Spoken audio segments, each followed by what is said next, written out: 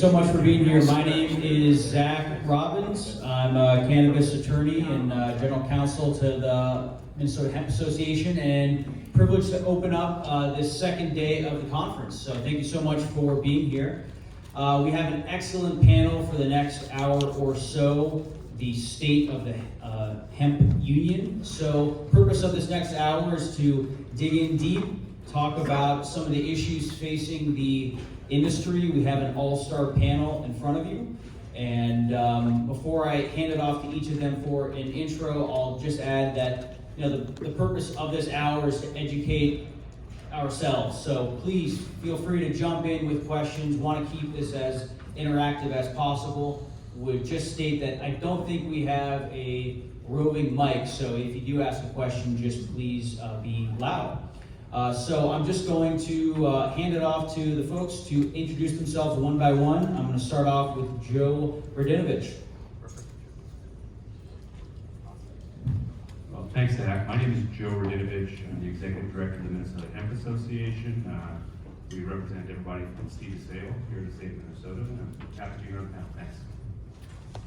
Hi, I'm Tony Cortilet. I work at the State Department of Agriculture, and I supervise the noxious weed program and the industrial hemp programs.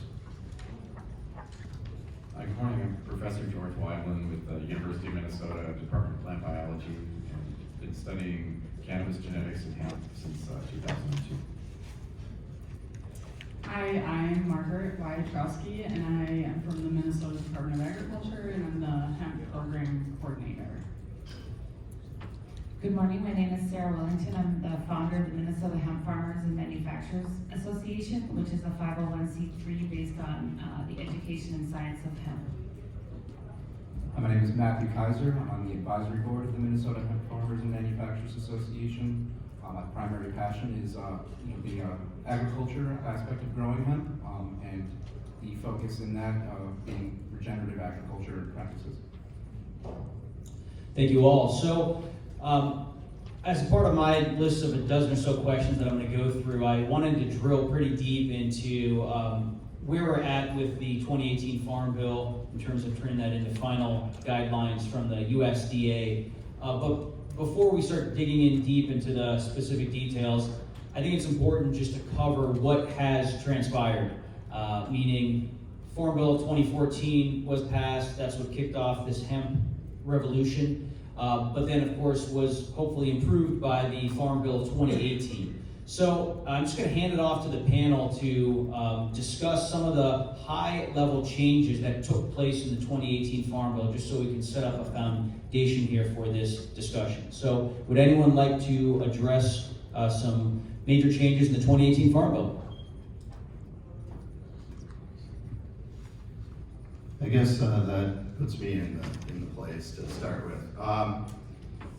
The Farm Bill itself, amending the Now Ag Marketing Act and putting hemp as an actual commodity into federal law, federal agriculture law actually, was huge. The big issue we're dealing with is not so much that legislation as it is that act, or an amendment to that act, forced the Secretary of Ag to promulgate rules, and they dropped those rules on us on Halloween of last year, and it couldn't have happened at a worse time for a state like Minnesota, where our licenses expire on December 31st, and so we were beginning to already license for 2020, and here we've got some pretty major changes in the way USDA sees how we do business. And so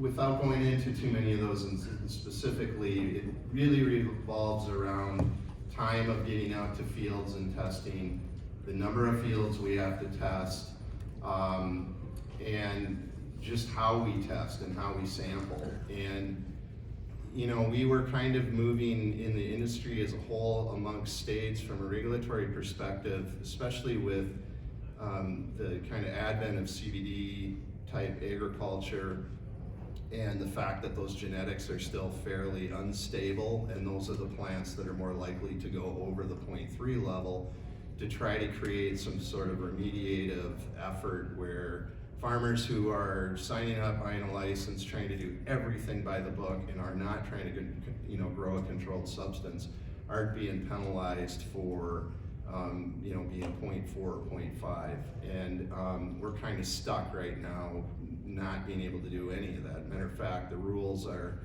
fairly stringent on all of those areas. And so we've been in touch with USDA, as almost every state has. We're not submitting our state plan yet. The 2018 Farm Bill also kept the 2014 Farm Bill provision for pilot programs open an extra year, or a year after the rules were published, which is Halloween of last year. So technically states can operate until Halloween this year under their pilot rules. So we've decided to do that because we feel like just forcing Minnesota farmers into this new, more strict regulation would be pretty devastating to everyone. And at this point, we're emailing back and forth with the U.S. Domestic Hemp Program, and we're going to be submitting a plan with what we feel is lenient enough to allow farmers to succeed, but also adopting some of the USDA's stringencies, if you will. And we're hoping we'll get that approved by October, and we'll start operating under a federal plan for 2021. So there's not a lot that I know yet, so there's a lot still up in the air. I don't know, Joe, do you want to? I mean, I think Tony hit some of the high points. For us as an industry association, we're concerned that CBD growth represented 78% of the total growth here in 2019 in Minnesota. It was just 10% the year before, and we know that these regulations are especially burdensome on CBD growers. Some of the stuff about DEA certification, the lack of differentiation between sort of the risk of running against that THC threshold in fiber and grain versus CBD varieties isn't reflected in those rules. And for those who are doing fiber and grain, especially, I think the scope of those operations with the restrictions around testing and harvest dates can be particularly burdensome. So, there's a lot to be desired in those rules, but here in Minnesota, we're very happy with the State Department of Ag, Tony and Margaret and everybody else for advocating for hemp farmers here. So just a quick follow-up, Tony. So 2016, we had 7 farmers in our state's program as applicants. 2017, 47. 2018, 65 applicants. 2019, 723. PowerPoint that I have here as of February 7th, there were 342 applicants in 2020. So despite what's happening at the federal level, the uncertainty with getting our final state plan approved, any prognostications on where this state's going to land in terms of applicants, and then really what effect does that even have? Sure.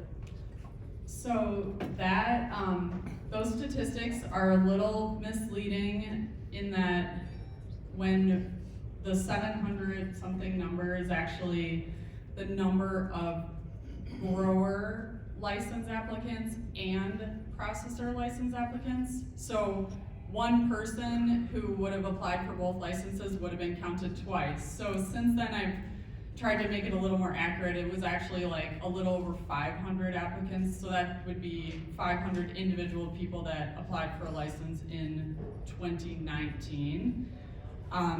As of today, I think we're at like almost 400.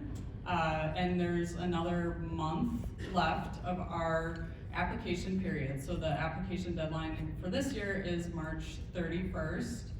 So I think we'll be at least at about 500, maybe a little more. So we're probably gonna be consistent from 2019 to 2020. Most of the people that got a license last year did renew for this year, but we've also picked up some new people. I think that people who grew for the first time last year will be probably increasing their acreage a little bit, so we might see the amount of acreage going up. But yeah, I think that we aren't gonna see as huge of an exponential increase between 2019 and 2020 as we did between 2018 and 2019 because the prices, the commodity prices of everything have really gone down. We saw a huge increase in acreage in 1 year here in Minnesota, and that also happened in basically every other state in the country. So, whereas people were coming into the season last year thinking they were gonna make tens of thousands of dollars per acre, I think that all of that excitement and that really high expectations has been tempered a little bit. So it's good though. I mean, people are coming into it now with a little more of a realistic expectation, I think. Thanks. So great segue into the next question, which is that anecdotally hear a lot of sort of doom and gloom commentary from growers of the 2019 season, people who either dealt with devastation to their crop or grew it, but it didn't reach the CBD levels that they were promised by whomever sold them the seeds. Other folks who grew great crops but have no idea what to do with it. So just picking up on your comment, Margaret, that you do think folks are going to increase acreage. Can you help sort of balance some of the doom and gloom with what you're hearing on the front lines? Because the both of you are probably the two closest people to farmers in terms of getting as much sort of data as possible.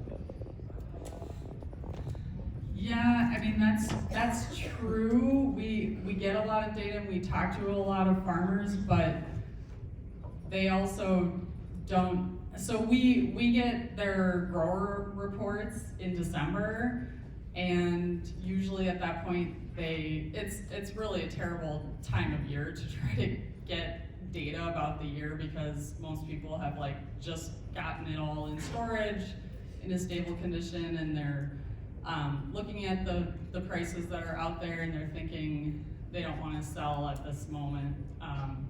They're gonna wait, but then they never follow up with us to let us know what actually happened and what they ended up selling it for.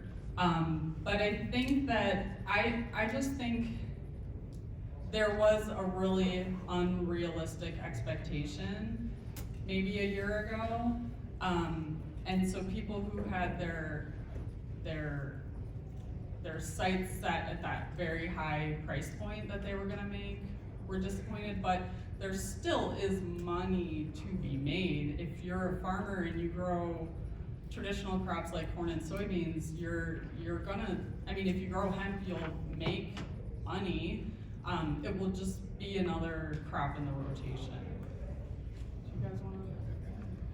I did want to add, we're still in the hemp industry. We're still in the exploratory phase. Everybody in this room, if you're in the hemp industry or looking to get into it, we're all the pioneers of this. So we're not operating in a standard industry like any other, where you can have a sales contract, where you know what your product is going to sell for, before you grow it, like any other farmer with any other seed, any other product. We're starting to get to that point, but yeah, there is a lot of gloom and doom about the industry, simply because farmers we hear from are holding on to a lot of biomass. They did over anticipate, I guess, not just the market demand, and maybe not the market demand, but the extent at which the raw product, the raw flour, needs to be processed and packaged and branded and marketed, which is a whole nother side of this industry. I talk a lot to farmers, I talk a lot to manufacturers, and I talk a lot to business people, and it's hard to find a single person that has all of those qualities. And so anybody, the best advice I could say is, look around and find the people that are gonna be good partners. Nobody that's succeeding is doing this alone. I haven't met a single one of them. And so, as far as, where this industry is going and where we should, try and move it to, is the commoditization, is the, the normalization of this crop. And I think working together and communicating with the other players in this industry is going to get that to that point. Thank you. So in 2019, about 13% of the hemp samples taken tested over the 0.3% THC limit. And all of those samples were from CBD varieties. question here for George. There are currently no certified varieties of hemp for CBD production. And absent that, people are sort of running around trying to find the best varieties they can, often purchasing from California and Colorado. They don't always know where they're getting it from. They're crosses of different marijuana strains. George, how do we attack this issue of having no certified varieties of hemp, and what does the future look like? All right, thanks. Yeah, that's a real challenge, I think, for the part of the industry that is focused on CBD production. The title of the panel is State of the Hemp Union, and from my perspective, it's a nation divided. And it's divided between those who got into hemp for fiber and grain, who saw the potential for something to grow slowly over time as you build infrastructure and a supply chain to connect these relatively low-priced commodities, a food product, or an industrial fiber product, and those who jumped into CBD very quickly with the outrageous price bubble that emerged initially, and really transformed all our conversations about what is hemp and what can hemp programs support. And so the question is, what about the lack of a CBD certified variety? These don't exist because any seed certification program in this country that studies this issue is going to find that the highly potent cannabis varieties, those that produce anything in excess of 7 or 8% of total cannabinoids dry weight, are going to exceed the 0.3 threshold. Why is that? Because the 0.3 threshold was established by work done decades ago now on recognizing that cannabis strains bred for high THC had much higher levels of total cannabinoids than varieties that were bred for fiber and grain, and there was a break in the variation. But now that cannabis drug breeders have crossed high THC cannabis with CBD predominant hemp and come up with these hybrid genetics, we have this problem. And I don't see a way around it. If you're going to push potency that high, some of the companies in Colorado that focus on drug yield in cannabis, they put the data out there and show that there's a correlation between the THC and the CBD levels, such that if you push the total potency of CBD above a certain threshold, you are taking on the risk of exceeding the 0.3. And that is where we're at. On the other hand, if you are interested in fiber and grain, where there's also much risk in trying to be profitable in the industry, if you import certified, established Canadian varieties, I think the data are there to suggest that one problem you will not have is failing the compliance testing. Thank you. So that's a good segue into CBG. I feel like everywhere I look, I hear about CBG being a more prominent crop being grown during the 2020 season. And I know there's excellent benefits to CBG, but the major reason that I continue to hear from people as to why CBG is being grown is that apparently the THC percentage is much lower. Can anyone speak to this issue and the prevalence of the growth of CBG as a variety?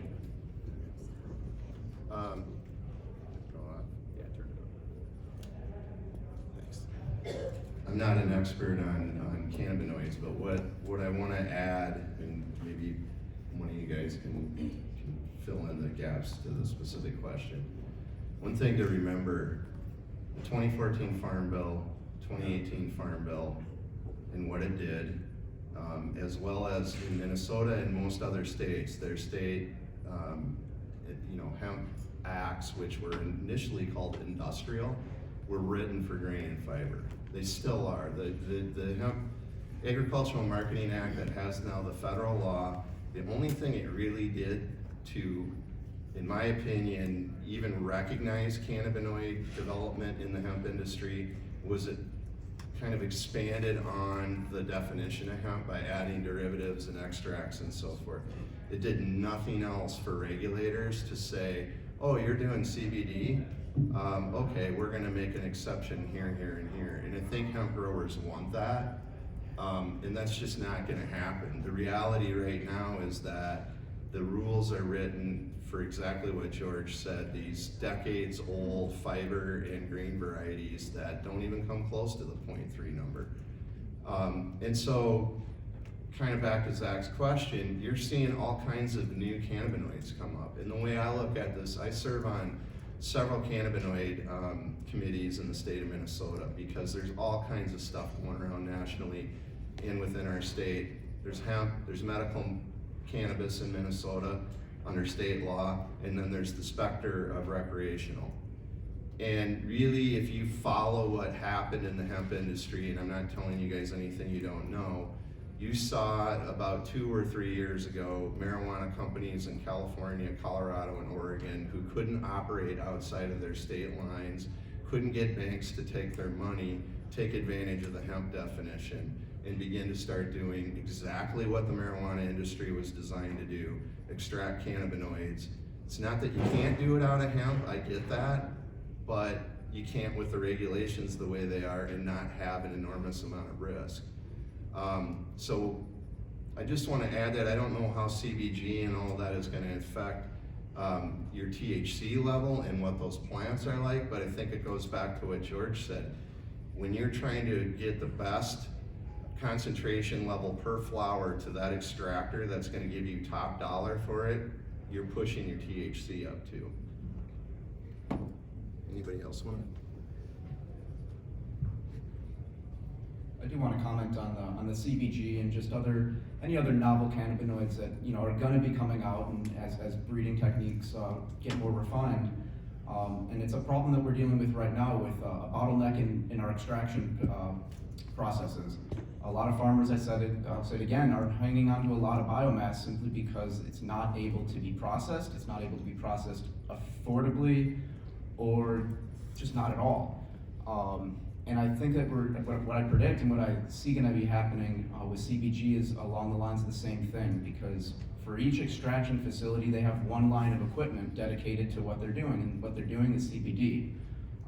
When it gets down to CBG, they're going to have to double up their equipment, and that's a huge investment to run another line.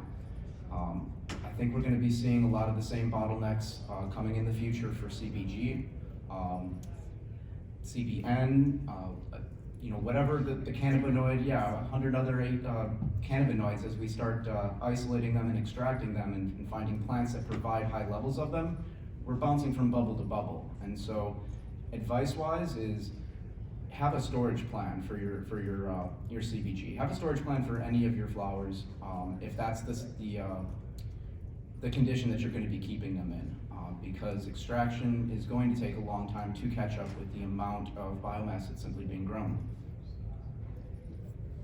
And just to change it altogether, I think a better direction to be going is, instead of looking at the novel cannabinoids and all their different pros and cons, is to look at how we can really build the infrastructure needed for the grain and fiber that we can really grow on large acreage areas. I think that's a transition that is Minnesota we should be making with the land we have. It's a multi-use plant, sure. I think we have great indoor growers doing amazing things with CBD and other cannabinoids, but the multi-use plant and the outdoors and the big equipment, I think we need to find a way to build these hemp hives within 100 miles of a bunch of big growers, so that it's an agricultural commodity that is building economic wealth in rural communities and urban communities through, tertiary businesses. Yeah, if I may add one thing to that, I think that's an excellent point. I've talked about the State of the Union the hemp union being this divided nation, you have to recognize the hemp as an agricultural commodity, as a field crop with large acreage, and that is very distinct from what is required to produce cannabinoids, which is really a horticultural commodity. It's a greenhouse or it's orchard style crop. It is very different. It's small. You know, we're not talking about acreage. We're talking about quality over quantity, and those are just very different things. And folks who think they can do it all and provide, you know, the crop is multi-use, but the idea that one grower is going to find a buyer for every piece of their plant is very naive.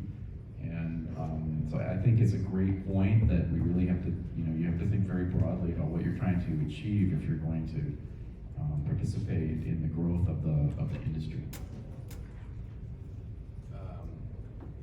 One other thing I'd add when we talk about cannabinoids is you know, right now, if you're a CBD grower, one of the issues that we have is that the market is sort of loosely defined for that product. It's in a questionable status federally. Some states have taken you know, their own regulatory approach to whether CBD can be added to certain products. Here in Minnesota, we've got a fairly restrictive, we're following the federal view at this point in time. And so I think that whether we're talking about CBD or CBG or any other you know, item to come, the issue is how are we going to set up a regulatory atmosphere that like makes sure that those, you know, products are fit for consumption and then defines how they can be used as they meet the consumer, so that we know what's in bounds and what's out of bounds. Because you know, here in the state of Minnesota, we see products coming in from other states that are food products containing CBD, but yet the manufacturer of those products is not allowed here in the state. So that's just one of those issues that's going to have to be addressed moving forward. So, jumping into that topic of regulatory process, I noticed that in our state's letter to the USDA from the Department of Ag, we proposed a regulatory process for remediating crops that have grown and are hot, testing above 0.3%. What is the likelihood of USDA agreeing to at least allowing states to put forth such a program so that we don't have to destroy 13% of the crop or 20% or wherever we end up landing? Well, there's a couple things.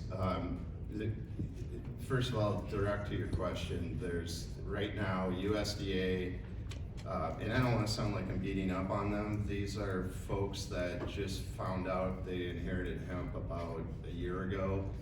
You know, we've been doing this for 5 years, and some of the folks that have been with us from the beginning are pioneer growers. I think can attest to this. We've had a lot of growing pains. So they're going to too. Unfortunately, we've also in every state that's been doing this as long as Minnesota or Kentucky, Colorado, and others that started it right after the 2014 Farm Bill, we've built industries already. And now the new regulations are coming in and kind of putting that, trying to push it backwards. I don't know, right now there's no indication that there's going to be any type of remediation, but I'm hopeful, I guess. The problem is you've got interim rules and they're good for 2 years. And they, you know, a lot of times in rulemaking, they're going to post the rules for comment first before they make them legal. They didn't do that with these. I think they felt they needed to get something out there right away that was active so that somehow they were going to be able to work with states. But what they found out is it's just not going to work. The downside of doing remediation is it could have an indirect effect of postponing breeding of actual varieties, like George was talking about, that would go meet some threshold where you could be comfortable about the amount of CBD or CBG or cannabinoid you're producing and not exceed THC. If we have a wide range of remediation, what's the motivation to do that? Let's say we change the number to 1%, you're gonna be going to 1% then. So that could be a potential downfall, but our idea, Zach, was to put something in place because plant breeding just doesn't happen in 2 or 3 years. So put something in place that would protect our growers, again, who are following every law, but they buy a seed and you can't see in the genetic what that's gonna do with that one particular cannabinoid that you're regulated by. So the hope is that we'll get some flexibility for the interim, but we haven't heard anything back because that is a big issue. Whenever there's a number in law, some of you folks out there may think, well, it doesn't matter, come on, what's the difference? It says 55, so I can drive 65, right? They won't pull me over. Technically, at 56, they can, and they can, you know, we're held to that standard of 0.3 because there's not just one agency regulating you or one entity. We're regulating whether you have hemp or not. The minute you don't, now law enforcement are regulating you. It is a controlled substance at 0.31, technically. So they're watching us, and when we have a field failure, we can't just go, and this is the same in every state, oh, we'll let, you know, Bob or Mary get by. Because if Bob or Mary then do something nefarious with that, it's gonna come back to us. Why did you let them do that? So, you know, it's really touchy because this is a controlled substance at the highest level still if it's above 0.3. It's a Schedule I narcotic in the US, and so DEA and USDA is trying to look at the Controlled Substance Act and follow that as closely as they can. Again, that's just my take on it. I'm not an expert on this. I don't know what's coming down, but I'm hoping sooner than not we hear something. Anybody else want to? So we've been focusing quite a bit on some of the negatives. Like to maybe switch the tide slightly and talk about a positive change that I think has taken place over the past year.